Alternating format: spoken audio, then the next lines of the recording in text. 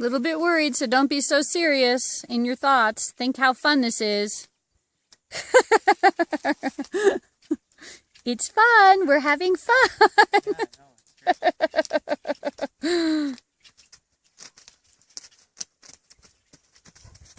See, he's getting curious now. It's really interesting. He's getting curious about what's going on here. At least that's what I'm thinking.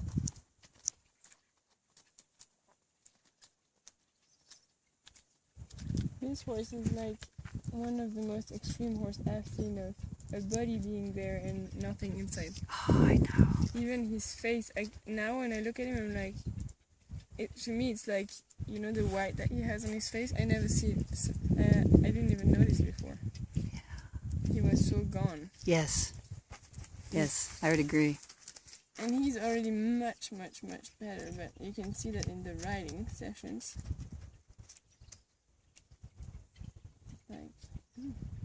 So this is interesting because he's curious now about you. His eye has really changed. He's not like sleepy, right? And I would say he's not afraid either. He's kind of like, wait, somebody's talking to me. And it's interesting. He's been swishing his tail a little bit. So he's, you know, he's kind of thinking, but he's still working his body in that, again, nicer nervous system. So this is kind of the next level up, which is, again, you're asking in ways that he's probably not ever been talked to before.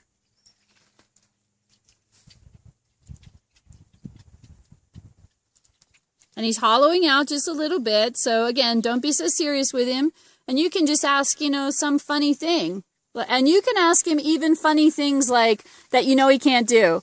Like, send him the message if you want to, like, let's hop like a bunny, or let's see if you could only show me your really step into your left front foot.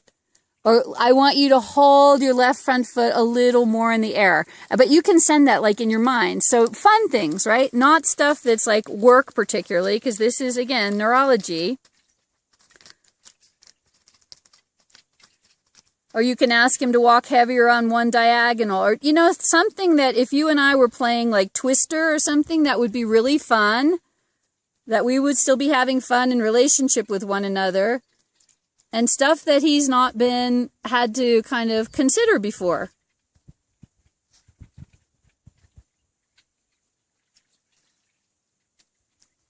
And then if you feel like it's not going through, and you know, sometimes they don't get so happy when you ask them certain things, but you want him to stay happy right now. So there's no wrong way of doing it. Nice. You brought him right back into that parasympathetic nervous system. Really nice.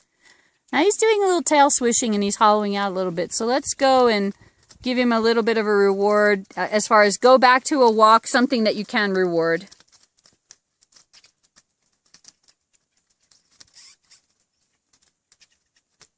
And this parasympathetic nervous system can be anything that they like. So certain horses love to trot, but walking is just usually really nice.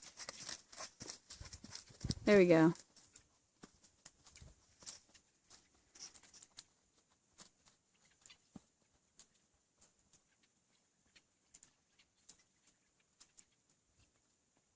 And then at some moment, if you feel like things are kind of falling apart, or if he's done enough, you guys are saturated, then we're done. And we might have been done a little bit ago before I had you ride like this, but I'm sorry, I kind of pushed you since I don't know the next time we'll have the opportunity to play. There we go, there we go.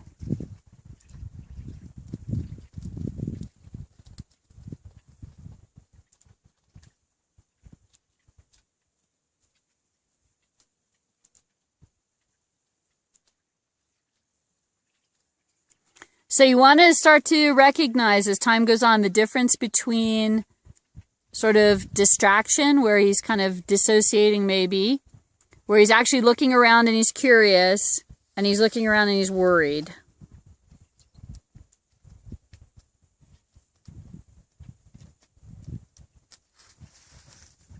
So now he's kind of like somewhere in between, isn't he? So let's just go back to asking nothing.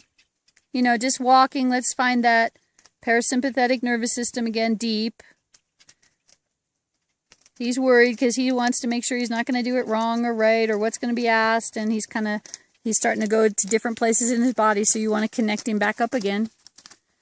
And that might be it. That might be just all we ask.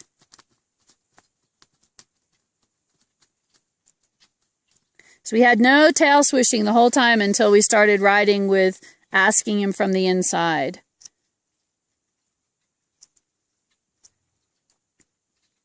So let's go back to rock your hips. Relax your body.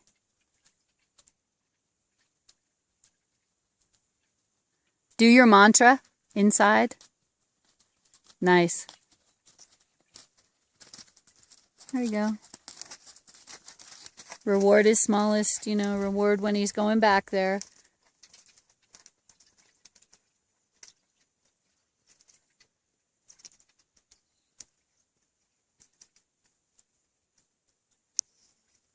You're starting to go back there?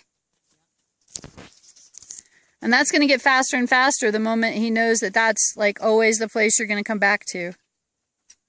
That this is, your home. You're and his together. This is where you're always going to be.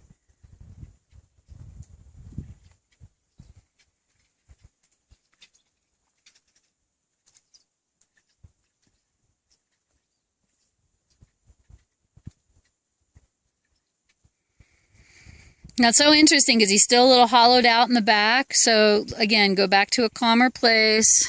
No goal, just in the moment. Just comfortable, happy in the moment.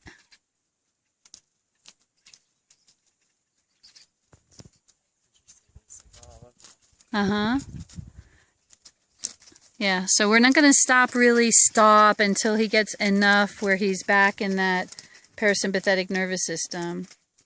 So what can you do to help him, you think?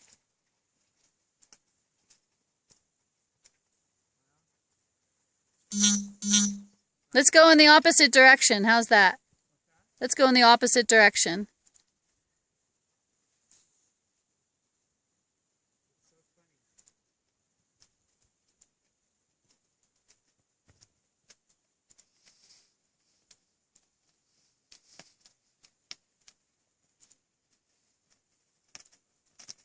Ah, okay, you're getting a nice bunch of steps there. Okay, reward him and you can stop.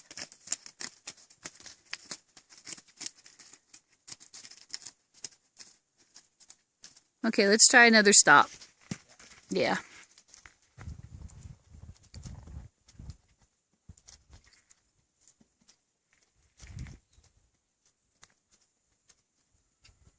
Or let's go back to just walking easily.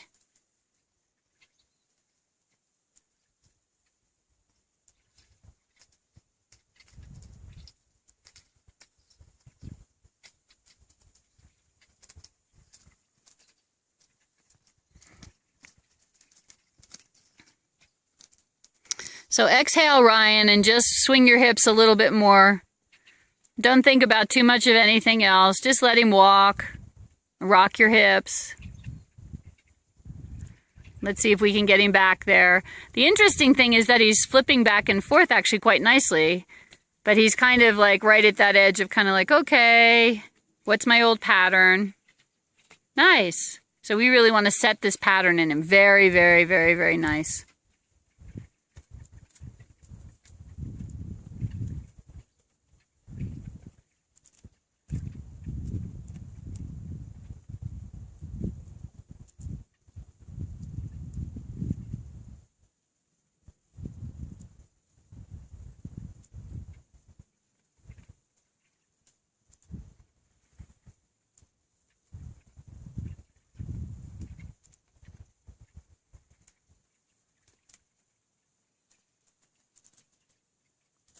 That's so interesting. He's really trying to find it, isn't he?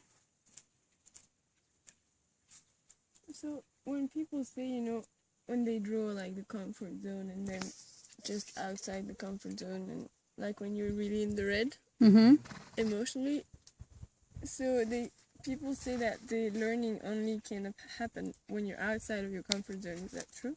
No. I don't believe that at all.